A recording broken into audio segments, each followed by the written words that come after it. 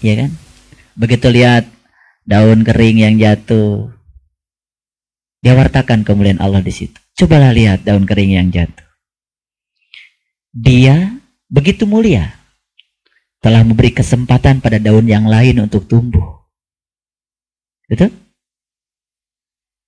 Bukan sekedar memberi kesempatan, dia jatuh mengorbankan dirinya untuk menjadi kompos, dan dia jatuh di akar pohon itu, dan kemudian dia merelakan dirinya untuk menjadi pupuk bagi pohon itu, dan memberi kesempatan daun yang baru tumbuh tadi itu untuk tumbuh lebih besar lagi. Mulia nggak daun yang kering? Mulia mana dengan kita? Daun telah menjadi daun. Ketika daun menjadi daun, menampakkan kemuliaan Allah. Ketika daun menjadi daun, dia menampakkan kemuliaan Allah. Walaupun cuma satu helai daun yang kering, tapi kita mampu mewartakan sehingga orang lain tercerahkan dengan warta kita. Subhanallah, luar biasa Allah. Berarti daun yang kering bukanlah suatu kebetulan. Dia memang tercerabut dari situ karena sudah masanya. Dia harus berganti dan berikan kesempatan kepada daun muda untuk tumbuh. Manusia seperti itu? Tidak. Jika perlu, ya, gunakan seluruh potensi untuk mempertahankan status quo. Betul? Iya, agar saya tetap ada di sini. Subhanallah, muliaan daun daripada manusia. Betul nggak? Begitu dia jatuh dengan ikhlas, dia jatuh, kemudian dia membiarkan dirinya untuk menyatu dengan semesta. Dan ternyata dia menjadi kompos, diserap oleh akar, dikasih kepada daun yang baru, sehingga daun baru berterima kasih kepada dia. Terjadi sebuah proses siklus yang luar biasa. Betul nggak? Mungkin kita baru sadar bahwa daun yang jatuh itu karena kemuliaan Allah. Baru sadar malam ini kan? Alhamdulillah. Betul, harus sadar. Itulah namanya mencari wajah Allah di segala peristiwa. Di daun yang kering ada wajah Allah sekarang?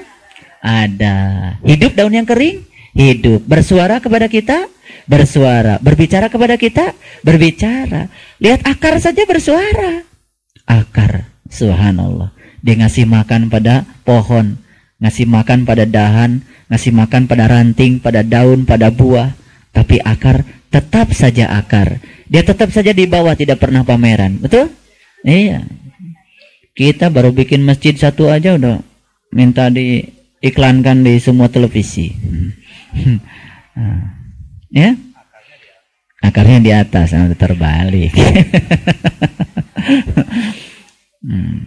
Baik, saya simpulkan 5 hal kalau kita ingin dimuliakan Allah. 1, sembah Allah dengan seutuhnya.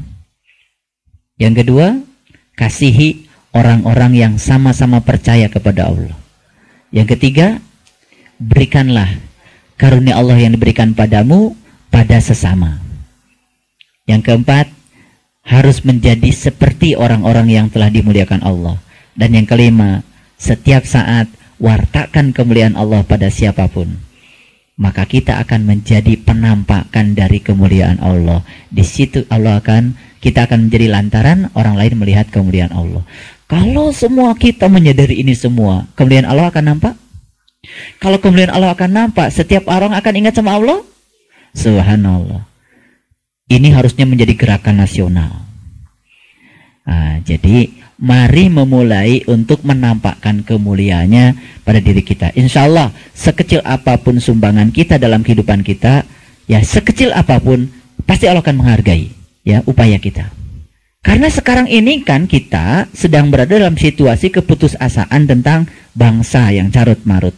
Kalau kita memikirkan carut marut bangsa yang besar seperti ini, kemudian kita pun kemudian larut dalam carut marut, lalu kita jadi apa? Ya kan kita menjadi orang-orang yang kehilangan kesadaran juga kan? Makanya kita memulai dari Quran surat Ar-Rahman saja. Dari surat Ar-Rahman. Luar biasa. Baik, kita teruskan Ar-Rahmannya sampai mana? 34. Subhanallah. Ayat 35. Ini ayat 35 ini agak berat. Ini betul-betul bahasa simbolik yang luar biasa. Harus hati-hati ya. Bismillahirrahmanirrahim. Semoga Allah meridhoi dan mengizinkan kita untuk menjelaskan apa yang tersirat di dalamnya. Kepada kamu, yursalu alaikuma, jamak. Karena bagi kita, jin dan manusia bukan sesuatu yang terpisah, tapi seperti lahir dan batin, seperti jiwa dan raga. Berarti kamu di sini bukan siapa-siapa, tapi orang-orang yang sedang memadukan jiwa dan raganya untuk menemui Allah. Paham? Ingat itu. Saya masih ingat saya nulis di situ bahwa jin dan ins itu sama dengan insana. Nah, kemudian di sini kepada kamu Allah katakan apa? Diberikan nyala api. Kalau bahasanya Depak, dilepaskan nyala api. Jangan setiap kata nar itu kemudian menjadi neraka. Semuanya buka Quran surat Toha dulu. Surat yang ke-20. Saya mohon semuanya membaca surat Toha dengan kesadaran. Barangkali selama ini kita bacanya juga gak karu-karuan. Sudah ketemu? Ya. Ayat 9. Kita akan baca sampai ayat yang ke-16. Baik, saya akan bacakan pelan-pelan. Wahal ataka hadisu Musa. Apakah telah sampai kepadamu kisah Musa? Mu di sini pertama kali Nabi Muhammad. Jadi Allah mewartakan pada Nabi Muhammad, Muhammad, telah sampaikah kepadamu kisah Musa? Nah, mu sekarang tentu saja diteruskan oleh orang-orang yang ingin menjadi seperti Muhammad. Betul nggak? Kan kita ini sekarang sedang ingin menjadi seperti Muhammad supaya kita bisa menampakkan kemuliaan Allah. Telah datangkah kepadamu kisah Musa? Kisah tentang apa? Baik, kita teruskan. Idh arokan naron. Ketika ia melihat api. Ya. Fakola li ahlihi. Lalu berkatalah ia kepada ahlinya, kepada orang-orang yang terdekat dengannya, kepada keluarganya. Apa yang dikatakan Musa? Tinggallah kamu di sini, sesungguhnya aku melihat api. Mudah-mudahan aku dapat membawa sedikit daripadanya kepadamu, atau aku akan mendapat petunjuk di tempat api itu. Ini api apaan ini?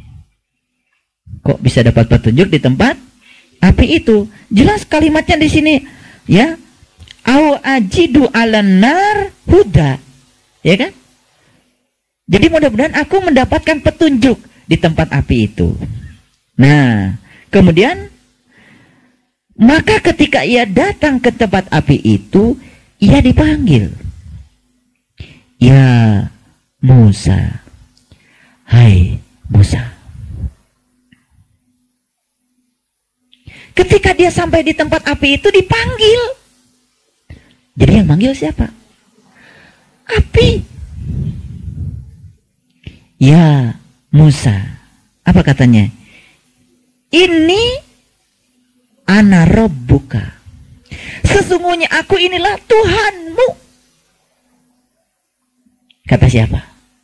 Kata api. Jadi inilah betapa terbatasnya kata-kata. Betapa terbatasnya huruf-huruf, simbol-simbol. Suatu saat kita memahami Quran udah gak pakai kata-kata lagi. Masuk pada alam yang ketujuh, di mana di situ kita sudah tidak pakai kata-kata, tidak pakai huruf, tidak apa-apa. Disitulah masuk pada alam suwung, alam murni.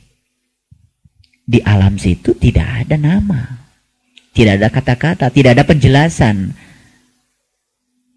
Kenapa kita sekarang pakai penjelasan? Ya, kalau tidak pakai penjelasan, cuma dibiarkan saja semuanya hadir di sini dan saya diam, ya dijelaskan aja gak ngerti, apalagi diam, ya kan? Jadi siapa yang bilang ini ana rabbuka? Sesungguhnya ana Tuhan. Jadi ini bukan sembarang api. Betul nggak? Bukan sembarang api. Kemudian, ya, maka tinggalkanlah kedua terompahmu. Sesungguhnya kamu berada di lembah yang suci tua, al-muqaddasi tua. Jadi, api itu ada di mana? Di tempat yang suci. Betul? Kalau api ada di tempat yang suci, berarti api suci. Kalau dia api suci, berarti dia api yang maha suci. Setelah itu apa? Allah katakan, dan aku telah memilih kamu. Siapa yang mengundang ke api itu? Allah. Maka dengarkanlah apa yang akan kau wahyukan kepadamu. Apa yang diwahyukan? Innani anallah la ilaha illa ana fa'budni wa qimis salata li zikri. Sesungguhnya aku ini adalah Allah, tiada Tuhan selain aku. Maka sembahlah aku dan dirikanlah salat untuk mengingat aku. Betul? Lah yang diingat oleh Musa apa? Yang dilihat. Betul nggak? Yang dilihat Musa apa? Lah tadi kata-katanya id ara'a naron. Betul nggak? Yang diingat Musa, lah yang dilihat. Yang dilihat Musa apa? Api. Kalau ada orang yang nanya, api itu Allah? Ya Allah. Itu pertanyaan konyol. Di sini Allah bilang, ya, sembahlah aku, dirikanlah sholat untuk mengingat aku. Jadi kalau Musa sudah bisa mengingat kepada yang Allah tunjukkan kepada dirinya, itu sudah menyembah Allah. Ngerti? Jadi kalau kita sampai hari ini masih memperbincangkan yang saya lihat Allah atau bukan, itu namanya, ya, namanya belum ikhlas menerima ma'rifatullah. Gak usah dipikirkan. Sudah saja apa yang diajarkan oleh guru. Kan Allah juga cuma bilang di Quran, wazkuru kama hadakum. Ingatlah Allah sebagaimana yang ditunjukkannya kepadamu. Titik. Mu di situ lain-lain. Mu di sini ada berapa mu? Ingatlah Allah sebagaimana yang ditunjukkan kepadamu. Sudah. Kepadamu, nggak usah kita bikin penyamar. Tidak perlu kita bikin konklusi seperti apa. Justru konklusi, ya, yang kita bangun itu menjadi gambaran tentang Allah. Pasti bukan Allah. Makanya dilarang kita memasang gambar di rumah kita. Gambaran tentang apa? Gambaran-gambaran tentang Allah. Karena dia tidak bisa digambarkan. Tapi dia bertajalli di dalam gunung kita. Jadi apa yang Allah tunjukkan kepada kita, itulah sudah. Itu yang diingat dalam sholat.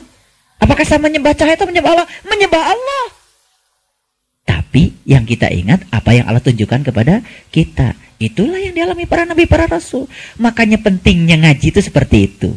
Sehingga logikanya Al-Quran itu nyampe kepada kita. Kan sangat logik sekali. Apa yang diingat Musa? Yang dilihat. Betul nggak? Tapi ketika Musa sudah mampu mengingat yang dilihat, fa'budni, berarti kamu telah menyembahku. Berarti ku di situ ya sudah, cukup dulu. Bahwa kita ada di empernya ku atau di daunnya aku, ya walau alam terserah Allah deh. Itu kan wilayah kita, wilayah rasa kita. Betul nggak? Nah, itu adalah upaya kita untuk meningkatkan mutu kita, kualitas kita. Betul nggak? Rasa kita, itu upaya kita. Tapi bahwa kita sudah menyembahnya, ya sudah, titik saja sampai di situ. Walaupun barangkali baru titik permulaan, baru bagian luarnya, nggak apa-apa. Allah tidak pernah memperbincangkan itu. Yang penting wazkuruhu kama hadakum. Ingat Allah sebagaimana yang tunjukkannya kepada. Baik, sekarang sampai di sini ngerti? Nah, jadi api di sini bukan api sembarangan. Kalau kita mau jujur, perintah sholat pertama kali dikasih pada siapa? Pada siapa? Nabi Musa.